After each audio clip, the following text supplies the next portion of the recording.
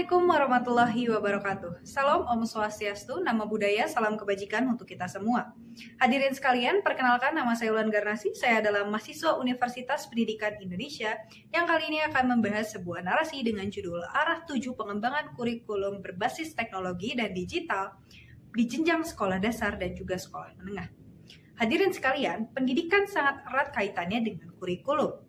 Kurikulum adalah fondasi penting dalam penyelenggaraan pendidikan yang berkualitas terutama di Indonesia. Seiring dengan pengembangan kebijakan kurikulum sebelumnya, kita harus bisa memiliki pemahaman yang terstruktur, terarah, dan jelas agar tidak adanya misinterpretasi data yang diberikan oleh pemerintah kepada pihak sekolah sebagai pihak pelaksana.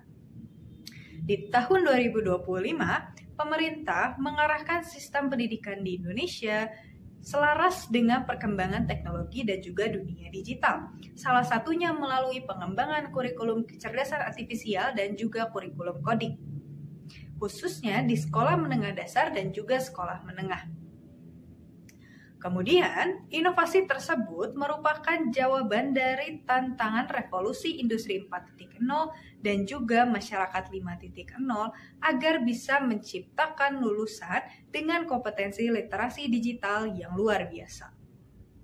Menurut naskah akademik kurikulum yang dikeluarkan oleh Kemendikdasmen pada tahun 2025, disebutkan bahwa tujuan adanya pengembangan kurikulum tersebut untuk bisa melaksanakan pembelajaran peserta didik berbasis teknologi seperti pemrograman, lalu analisis data, etika dan penggunaan dari teknologi itu sendiri, serta bagaimana cara untuk mengoperasikannya, terutama untuk kecerdasan artifisial atau artificial intelligence.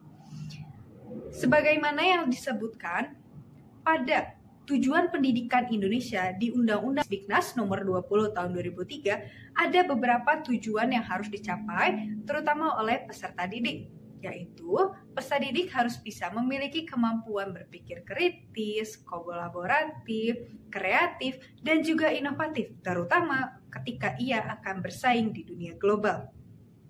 Hadirin sekalian, pengembangan kurikulum tersebut juga berlandaskan pada data indeks literasi digital nasional. Sebagaimana yang dicantumkan dalam naskah tersebut, disebutkan bahwa sebetulnya indeks angka literasi digital Indonesia di tahun 2022 mengalami peningkatan dari tahun sebelumnya, yaitu angka 3,54. Namun sebetulnya untuk melaksanakan pembelajaran digital ini diperlukan tenaga pendidik dan guru yang siap. Tidak hanya peserta didiknya, tetapi guru-gurunya juga harus siap untuk bisa melaksanakan pembelajaran berbasis teknologi. Saat ini, terutama pada saat pandemi, masih banyak guru-guru yang kesulitan untuk adaptasi dengan dunia teknologi dalam penyelenggaraan pendidikan. Padahal di tersebut hingga saat ini teknologi menjadi salah satu aspek penting dalam segala aspek ataupun sektor dunia.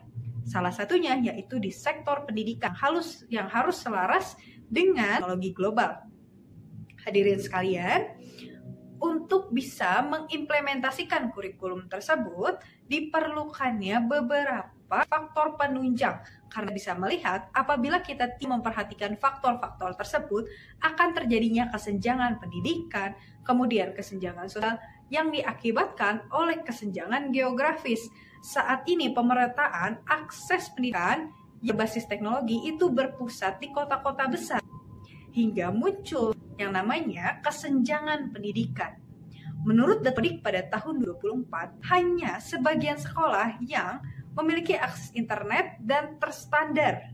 Artinya, hampir banyak sekolah di Indonesia sebetulnya sudah terakses oleh internet, tetapi hanya sebagian kecil dari mereka yang sudah terstandar untuk bisa melaksanakan pembelajaran berbasis teknologi atau berbasis digital, terutama di jenjang sekolah dasar.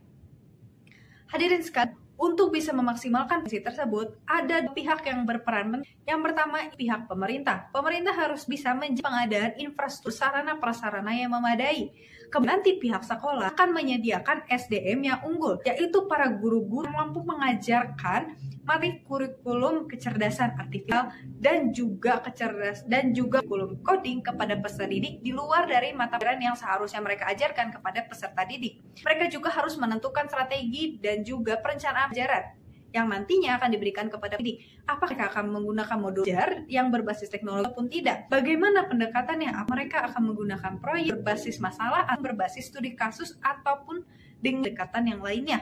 Hal tersebut harus dipertimbangkan dengan matang oleh pihak sekolah setelah infrastruktur diberikan oleh pemerintah dapat memadai, dapat menunjang pembelajaran digital dan juga berbasis teknologi.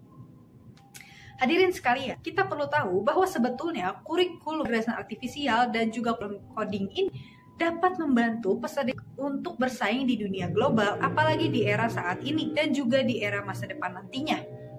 Karena itu, sebetulnya dukungan yang baik, antusiasme dari pihak sekolah, masyarakat maupun aspek lainnya itu sangat menunjang terjadinya atau pengimplementasian, pengeksekusian kurikulum ini di semua sekolah yang ada di Indonesia. Namun diperlukan kebijakan agar tidak adanya interpretasi. Pengalaman dari kebijakan kurikulum sebelumnya yaitu kurikulum Merdeka di tahun 2022. Menurut data KP tahun 2024, ternyata hanya 30% yang menyebutkan bahwa mereka sudah terkategori sekolah yang menyelenggarakan kurikulum Merdeka dalam kategori baik dan juga sangat baik.